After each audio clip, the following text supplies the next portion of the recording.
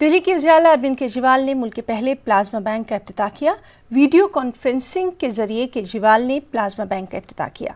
इस मौके पर खिताब करते हुए उन्होंने कोरोना के खिलाफ लड़ाई में उन लोगों से आगे आने की अपील की है जो कि इस पर फतेह पा चुके हैं। केजरीवाल ने ऐसे लोगों से उनका प्लाज्मा डोनेट करने अतिया करने की अपील की है। ताहम उन्होंने इन लोगों की तफसील भी बताई जो कि प्लाज्मा डोनेट नहीं कर सकते। के इलाज के लिए ये शायद देश का पहला प्लाज्मा बैंक है। अभी तक लोगों को प्लाज्मा लेने में काफ़ी दिक्कत हो रही थी और दिल्ली में सुनने में आ रहा था कि लोग काफ़ी अफरा तफरी मची हुई है दिल्ली के अंदर।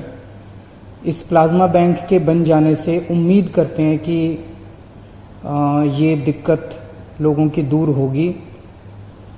लेकिन ये प्लाज्मा बैंक तभी सफल होगा जब लोग आगे आके प्लाज्मा डोनेट करेंगे।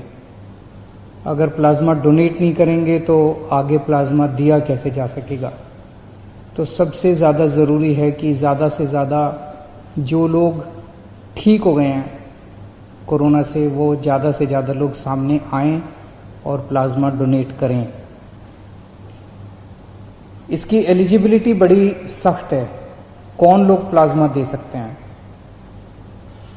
सबसे पहले तो आपको कोरोना हुआ होना चाहिए, बीमारी हुई हो, आप बीमारी से ठीक हो गए हों और आपको ठीक हुए कम से कम 14 दिन हो गए हों। आपकी उम्र 18 से 60 साल के बीच में होनी चाहिए।